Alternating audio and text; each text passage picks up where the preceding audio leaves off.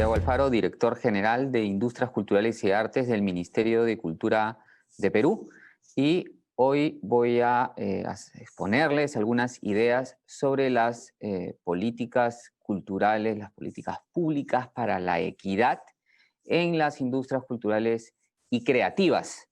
Quisiéramos poner en el centro de la discusión la desigualdad, un tema que muchas veces es puesto a un costado de las decisiones públicas cuando es necesario que esté en el centro de tanto las intervenciones que pueda hacer el Estado como también dentro de los referentes en el campo cultural de la sociedad civil.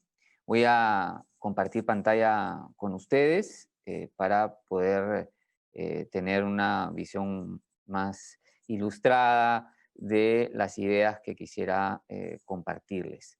Lo primero, para que conozcan, este es el Ministerio de Cultura de Perú, es joven, fue creado en el año 2010, solamente una década tiene, a diferencia de otros ministerios de la región, como el brasilero, que es del año 85, o el Consejo de la Cultura y las Artes chileno, que es del año 92, o bueno, por supuesto, el Ministerio de Cultura de Colombia, que es del año 97.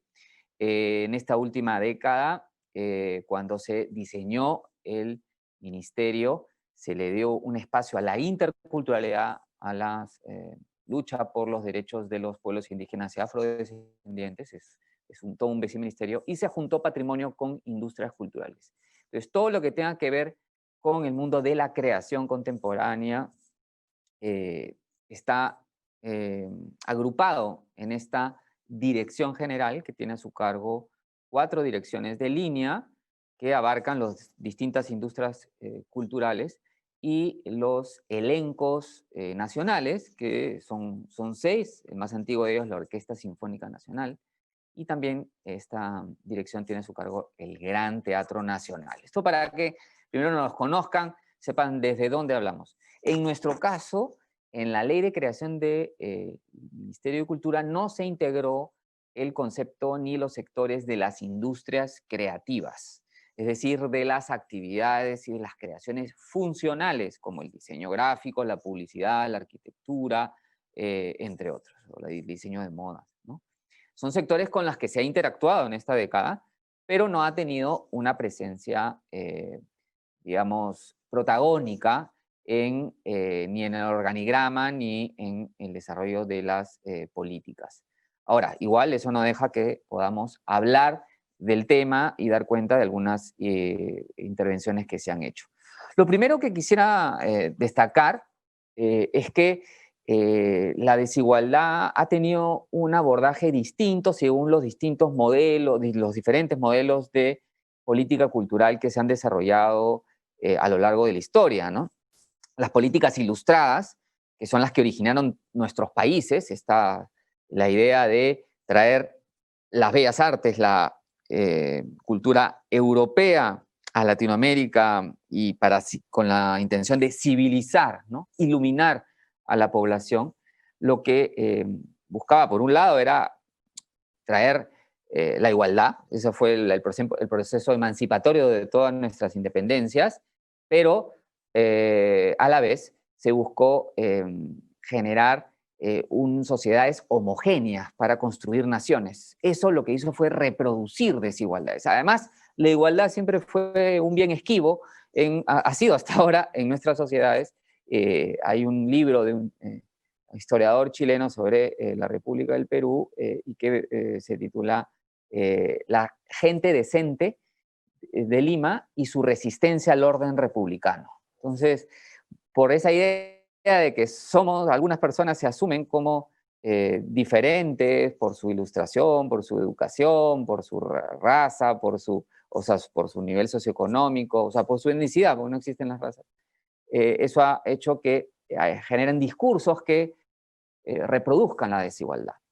Después han habido otros modelos que han buscado justamente, por ejemplo, democratizar la cultura, la cultura de las élites, llevarlas a la población, o incluso promover que la población que tenga sus propios referentes culturales, como ha sido con el caso de la democracia cultural.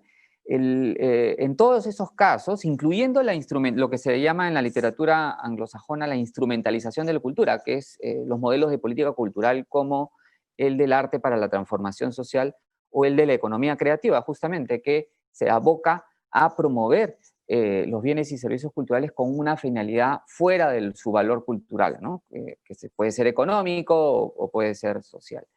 En todos esos casos, muchas veces, la prioridad ha estado vinculada a la idea del acceso, ¿no? Que hay que hacer accesible la cultura a los ciudadanos y se han, en muchos casos, descuidado la relevancia que tiene la desigualdad, tanto en la creación, eh, los productos culturales y creativos, como también en el consumo, en la participación, ¿no? Hay una extensa literatura que da cuenta de estas desigualdades que ahora quisiéramos destacar, ¿no? Y lo vamos a hacer desde la visión del modelo de política cultural de cultura y desarrollo, que es la que se ha estado poniendo en el centro de discusión en la última conferencia iberoamericana de cultura, que es la que llevó a la creación a la adopción de la Convención del 2005 de la promoción y protección de la diversidad de expresiones culturales de la UNESCO. Esa es la mirada desde donde vamos a destacar algunos aspectos. Para simplemente reforzar una idea, este es un caso de la reproducción de las desigualdades en el Perú. En el año 38 se crea la Orquesta Sinfónica Nacional y se hizo con el argumento de que elevaba la categoría de nuestro ambiente artístico y lo buscaba culturalizar al pueblo, especialmente para acercarlo a la difusión de la música selecta, ¿no? Hay música que no era selecta, música que no, digamos, que no era cultural, y para eso se hizo un espacio, un anfiteatro, que es la Concha Acústica del Campo de Marte, que queda en el centro de la capital, para poder hacer conciertos al aire libre, ¿no? Y ser accesibles. Este fue el modelo de la democratización antes de su desarrollo en el Ministerio de Cultura francés, porque siempre se la menciona como el origen, pero ha habido políticas de democratización previa. Ahora, estos modelos que buscan, por ejemplo, hacer más accesible la música académica, pero que en el fondo lo que reproduce son jerarquías dentro del campo cultural y creativo, este tipo de discursos se expresan a nivel de la producción, en la división y inequidades en la creación según género, etnicidad y clase social, también en la representación, en los discursos que acentúan las inequidades o imaginarios que no tienen igualdad de oportunidades de representación. De hecho, si recuerdan las últimas celebraciones, bueno, el 2017 de Oscar en Hollywood se denunciaba, ¿no? Hollywood so white, ¿no? Hollywood demasiado blanco, ¿no? Entonces, como también se reproduce así el racismo a través del empleo, ¿no? O de la oportunidad de tener lenguajes distintos en nuestras películas, en nuestra producción gráfica en general. Y obviamente las desigualdades también son profundas a nivel del consumo cultural, como lo vamos a ver. ¿Qué sucede en el Perú? Primero, estamos todos en el mundo enfrentando una pandemia, ¿no? Lo primero que ha hecho es dar cuenta justamente del subempleo, el hecho de que los artistas tengan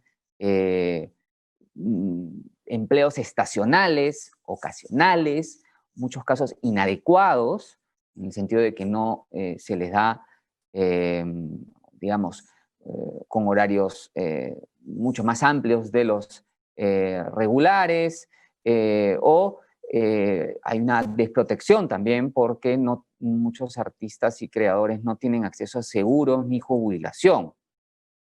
Por eso es que, esto es una estadística, estas inclinaciones y revelaciones se expresan en el hecho de que una encuesta que se hizo del Ministerio de Cultura de la Municipalidad de Lima, que la afiliación al sistema de salud era muy reducida entre los que respondieron, ¿no?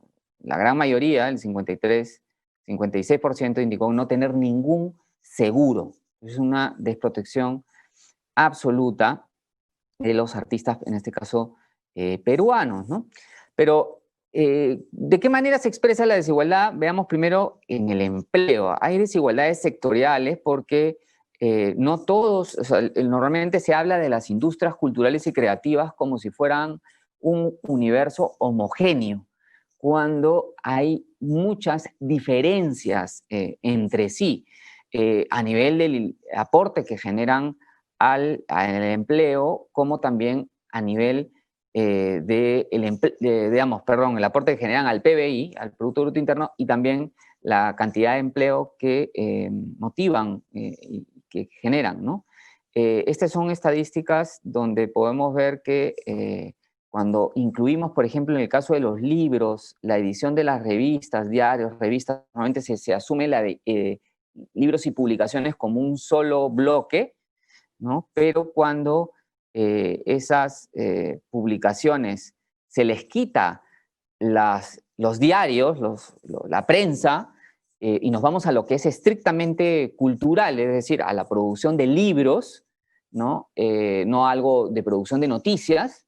En ese caso, por ejemplo, el aporte se termina reduciendo en el caso del empleo, ¿no? Es mucho más bajo, y pasa igual con el PBI. ¿Dónde no cae, no se desploma el empleo? En la música, ¿no? En nuestros países, muchas personas tienen como primera ocupación o ocupación secundaria la interpretación de algún tipo de género, especialmente local. Pero claro, no necesariamente los sectores que generan más empleo son los que más aportan al PBI, ¿no? Ni tampoco las distribuciones de estos aportes son iguales entre las industrias culturales y creativas. Hay un estudio que ha hecho recientemente Dave O'Brien, un sociólogo británico, y mostraba cómo en el Reino Unido, donde surgió la propuesta y el concepto de industrias creativas, mostraba que los sectores vinculados a las tecnologías, a los medios de comunicación, como la televisión, o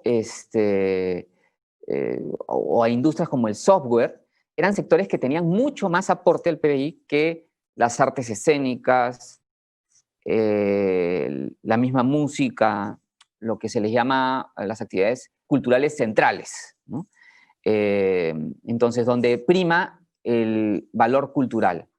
Entonces es importante dar cuenta de eso, que cuando hablamos de industrias culturales y creativas, estamos hablando de sectores con pesos en la economía distintos, y también con precariedades diferentes. Ahora lo vamos a ver más adelante con relación a eso. Pero bueno, las desigualdades se expresan no solamente en los distintos aportes, sino también a nivel del género. Estos son unos datos del caso de Perú, y vemos que entre los músicos prima los hombres, entre los alfareros también, los joyeros, los artistas de artes plásticas, y donde priman las mujeres son los que en el tejido a mano, y donde hay equidad de género es entre los actores. Entonces no todos los sectores tienen igual condición para el desarrollo de las actividades entre los hombres y mujeres, ¿no? Igual hay desigualdades a nivel étnico. En el Perú, según el Censo Nacional del 2017, el 5% de la población se autoidentificó como blanco. Sin embargo, cuando se ven las estadísticas de los actores, el 18% se autodefinió de esa manera, como blanco. Entonces hay una sobrerepresentación entre los actores y también entre los artistas de artes plásticas, entre los autores y escritores, por ejemplo. Que todos, ¿qué tienen en común? La necesidad de pasar por procesos de educación, o sea, pasar por la universidad. Es un factor que genera desigualdades, ¿no? También son actividades cuyo retorno en el ingreso tarda en llegar. Entonces, cuando uno estudia actuación, demora en poder tener algún tipo de éxito económico, ¿no? Debido justamente a sus condiciones laborales, y por lo tanto las familias más pobres no tienen incentivos para que sus hijos busquen trabajos de ese tipo. Normalmente son las personas de clase media las que pueden, son familias que pueden cubrir los costos de sus hijos en los primeros años de educación y de inicio en el empleo, y pueden sostenerlos y así poder desarrollar una carrera, ¿no? En cambio, las personas de niveles económicos más bajos no pueden hacerlo y buscan ocupaciones de ingresos inmediatos, ¿no? Que pueden ser técnicas, ¿no? O como ahora puede estar vinculada a la computación, ¿no? U otros, ¿no? O el empleo en actividades comerciales. Entonces, bueno, en el caso, vemos aquí las diferencias entre los tejedores, o sea, el mundo más de los artesanos. El peso de los que se autodefinen como indígenas es mucho más alto, 54%, ¿no? Cuando solamente el 25% se autodenomina así a nivel nacional. Ahora, también este empleo, esas desigualdades, tienen que ver con con la informalidad, la alta informalidad, ¿no? En el Perú, según cifras del 2019, el 82 personas empleadas en actividades culturales como la música, la edición de libros, las publicaciones, la producción audiovisual, la distribución de películas, trabajan en empresas de entre 0 y 20 personas. Entonces, estamos hablando de microempresas especialmente, ¿no? No hay tantas grandes empresas, eso se ve también en su nivel de formalidad. El 43 personas no tienen registros tributarios, el 32% trabajan con personas naturales y solamente el 25% con personas jurídicas. Eso también se vio en los subsidios que ha entregado el Ministerio de Cultura para afrontar la pandemia, que se les ha denominado como apoyos económicos para la cultura. El 70 y, perdón, me equivoco, el 87% de los que postularon y solicitaron estos subsidios fueron personas naturales agrupadas en colectivos o que hicieron la solicitud de forma individual. Solamente el 13% era persona jurídica. Entonces eso expresa también esa precariedad a nivel del empleo en el Perú, que claro, varía según cada uno de los sectores, ¿no? Por ejemplo, en los libros hay mucha más cantidad de personas jurídicas que lo que hay a nivel de la música, ¿no? En la música tiende a ser un sector mucho más informal. Ahora, también la desigualdad se expresa en el consumo cultural. Veamos algunas cifras teniendo como variable el nivel socioeconómico, ¿no? Estas son estadísticas que muestran que, por ejemplo, para los que van a una galería de arte, el 16% de los que pertenecen al nivel socioeconómico A lo hacen, mientras que solamente sucede lo mismo entre el 5% del nivel socioeconómico E. Igual podríamos verlo a nivel de las ferias del libro. El 25% proviene del nivel socioeconómico A y 8% del E. Entonces, es como una escalera, ¿no? A mayor nivel socioeconómico, mayor nivel de consumo cultural y también creativo, ¿no? Esto tiene efectos no solamente a nivel de las expresiones que pueden llegar a tener acceso a las personas o eh, las posibilidades de su desarrollo estético, digamos, y de su vida estrictamente cultural. Estas desigualdades tienen efectos en el mercado laboral. Este es un estudio que hizo el Reino Unido en el Reino Unido, en la Universidad de Bath, por encargo del Parlamento británico, y encontró que los niños de los niveles socioeconómicos más altos asisten a talleres extracurriculares de arte, de deportes, entre otras actividades. Entonces, ¿qué sucede? ¿Qué consecuencias tiene esto? Que los niños que van a estos talleres de artes adquieren mayor cantidad de lo que se le denomina ahora habilidades blandas, es decir, capacidades para poder expresarse, para amplían su vocabulario, pueden tener mayor tolerancia a la frustración, ¿no? Pueden tener mayores mecanismos de inteligencia emocional, por ejemplo. Entonces, el interpretar un instrumento musical, el dedicarte a, digamos, a la lectura, todo eso tiene efectos positivos en el desarrollo de capacidades humanas, en el capital humano, que se expresa después en mayor competencia para poder adquirir o acceder a puestos de control, digamos, puestos de dirección, ¿no? O puestos con mayores remuneraciones. Entonces, claro, los más ricos tienen más acceso a talleres extracurriculares, por lo tanto, más oportunidades de ser competitivos en el mercado laboral. Esa es la consecuencia. Entonces, si no observamos la desigualdad y no buscamos corregirla, lo que vamos a tener como consecuencia son sociedades inequitativas que van a tener posibilidades limitadas en el crecimiento económico, un factor básico, no solamente en el desarrollo humano, no solamente esto es necesario para mejorar la calidad de vida en general, es importante para la economía. Entonces, a menor desigualdad, mejor economía creativa. Esa es un poco la apuesta, ¿no? Ahora, esta es la primera parte de mi exposición. Ahora quisiera contarles, contarles los detalles, el contenido de la Política Nacional de Cultura que ha sido aprobada en el Perú recientemente, en julio de este año. Esta política se plantea como un problema público el limitado ejercicio de los derechos culturales de la población. Siguiendo un poco el ejemplo, siguiendo el ejemplo de Costa Rica, por ejemplo, que también tiene una política centrada en los derechos culturales, se ha visto abordada de esa manera.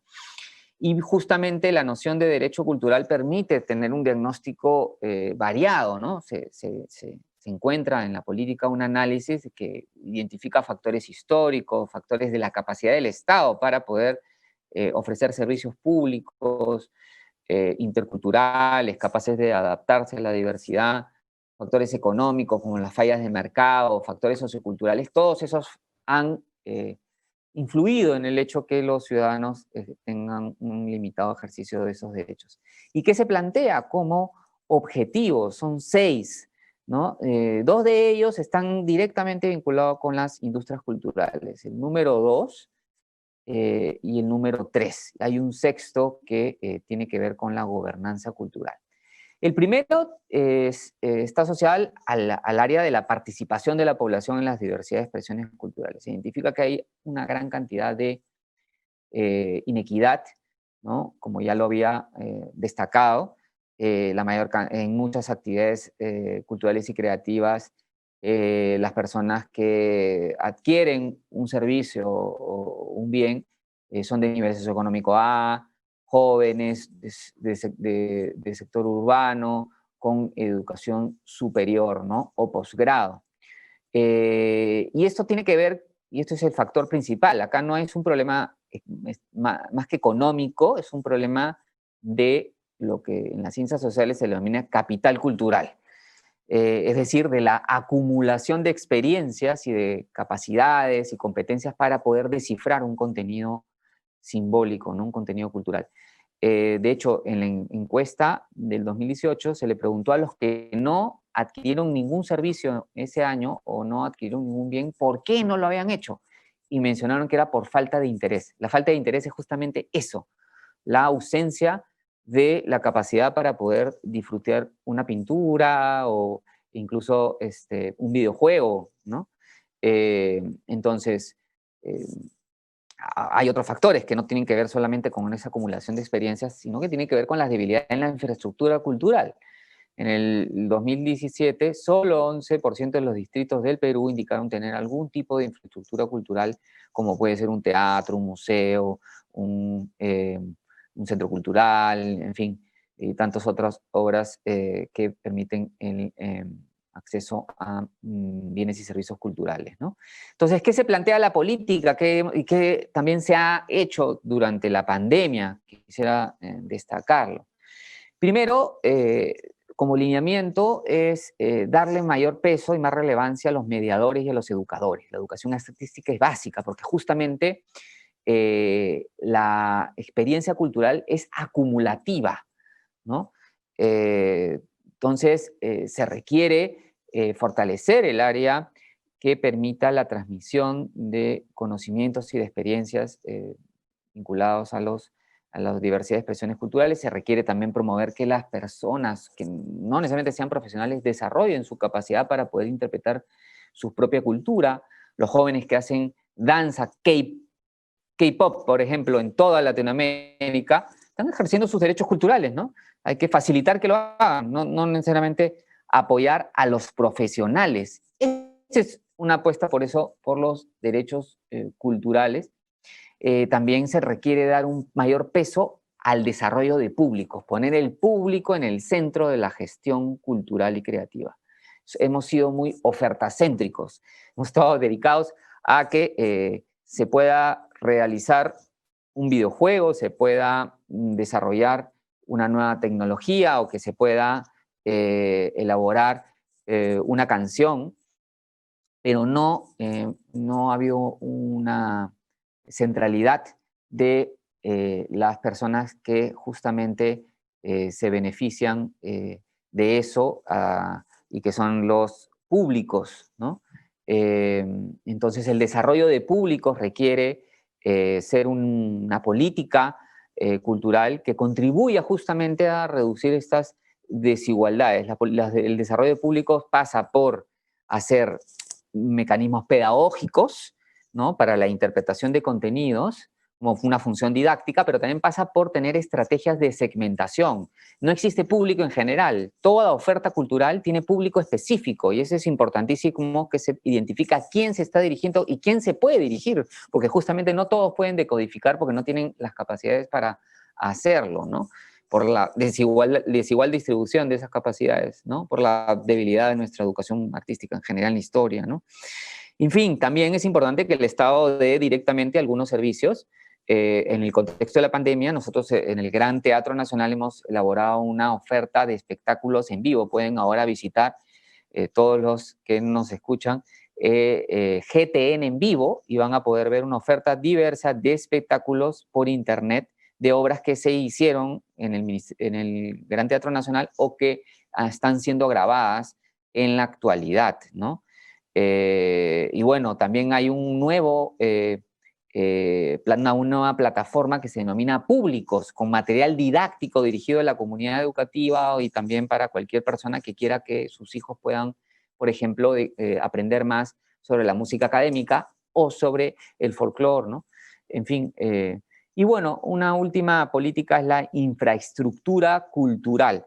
Están en desarrollo, por ejemplo, un modelo de parque cultural bicentenario, que es un modelo de infraestructura peruana, digamos que sigue algunos referentes internacionales que tiene como Colombia, como el Parque Biblioteca, pero en este caso se ha usado un espacio público para diseñar una serie de servicios culturales, ¿no? Que pasan por tener un espacio de un auditorio, pasan por tener una biblioteca, pasa por tener exposiciones y lugares para poder hacer también trabajo interactivo. En fin, está eso en proceso de diseño, pero busca justamente reducir. Son 25 parques en las regiones del Perú que se están planificando elaborar, ¿no? Como parte de una apuesta política que tuvo el expresidente Martín Vizcarra. Y bueno, un tercer objetivo ya tiene que ver no con la demanda, sino con la oferta, ¿no? Desarrollar unas políticas que fomenten la capacidad de aportar al empleo de las industrias culturales y creativas, que nuevamente hicimos un estudio, bueno, el Ministerio de la Producción, para identificar qué multiplicadores tiene, qué efectos en el resto de la economía tiene cada gasto en cultura, y vemos que es a veces mayor o igual a sectores como el de la construcción y las telecomunicaciones. ¿Cómo fortalecer eso? Primero a través del desarrollo de capacidades. Hemos hecho, por ejemplo, una programación que se denomina Conecta. Todos estén atentos, por ejemplo, a clases en línea sobre el uso de herramientas digitales, cursos gratuitos que se han desarrollado sobre mediación cultural, están, bueno, ahorita en pleno desarrollo sobre transformación digital con profesores peruanos, pero también extranjeros, y vamos a tener también un encuentro en diciembre que se denomina, va a estar dedicado a los públicos digitales. Ya nos ha confirmado su participación Carlos Escolari, Néstor García Canclini, entre otros investigadores.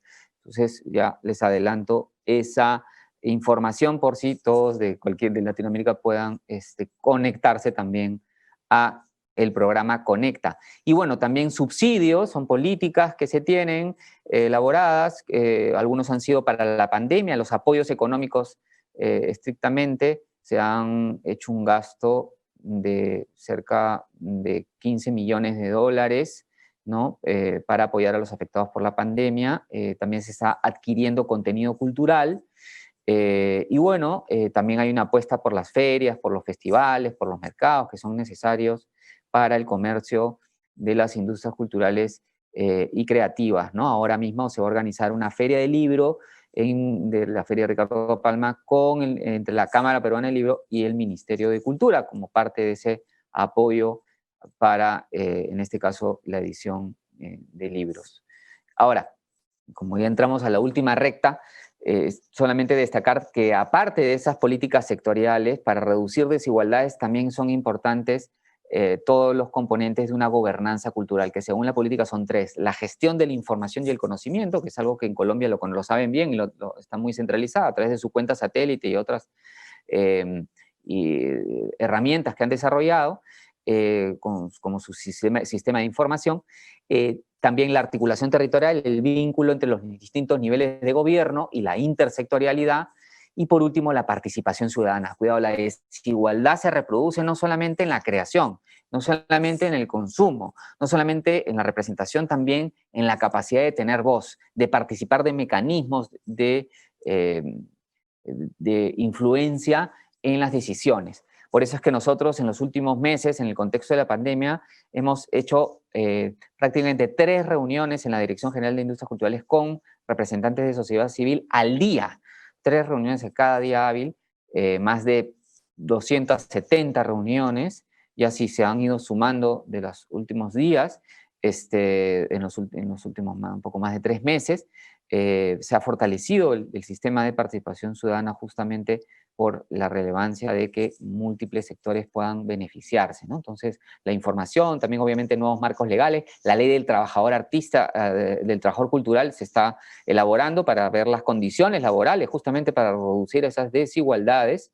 Se requiere pues hacer cursos también de capacitación a funcionarios, tenemos uno con la UNESCO en la Municipalidad de Lima, articulación con otros sectores, algunos sectores que pueden tener vínculo con el extensionismo tecnológico, por ejemplo, que busca transmitir tecnologías y conocimientos para la mayor productividad, ¿no? En Perú existen los centros de innovación tecnológica, que es un modelo muy útil para ver la promoción de las industrias culturales y artes, y por supuesto la participación ciudadana. Esos son principios que tienen que seguirse en un orden democrático. Si esto no tiene continuidad, se dará cuenta de que la democracia puede estar en peligro. Bueno, en la gestión de la información, teniendo en cuenta estas desigualdades y la necesidad de poder conocer más al perfil de los trabajadores culturales, el Ministerio de Cultura ha lanzado el Registro Nacional de Trabajadores y Organizaciones Culturales, que lo que busca es tener más presente el perfil de quienes laboran en este tipo de actividades, ¿no? Es un registro que ahorita está en plena consulta pública y esperamos que esto se termine de ejecutar. También hemos desarrollado estudios sectoriales, uno gracias al BID, al Banco Interamericano de Desarrollo, que pronto va a ser publicado, que muestra los desafíos y las oportunidades de las industrias de los videojuegos en el Perú. Es una información muy útil, además, para el desarrollo de esta industria tan importante a nivel del campo creativo, y que está en pleno auge a nivel mundial, y que tiene capacidad de influenciar en otros sectores, porque eso es algo relevante de los sectores, no solamente creativos, también culturales, ¿no? La creatividad influye en la mejora de la competitividad de la producción de otros sectores que no pertenecen a este, ¿no? Como la salud y el uso de por ejemplo, las tecnologías de realidad aumentada, ¿no? Bueno, vamos a hacer estudios del impacto económico del sistema de financiamiento peruano, bueno, está en camino eso, y la encuesta nacional de lectura, que también es relevante para conocer el perfil de los trabajadores. Bueno, entonces, les he expuesto que desigualdades existen y qué políticas se han desarrollado en el marco de la Política Nacional de Cultura, ¿no? Podemos entrar siempre en más detalles, pero el tiempo lo impide.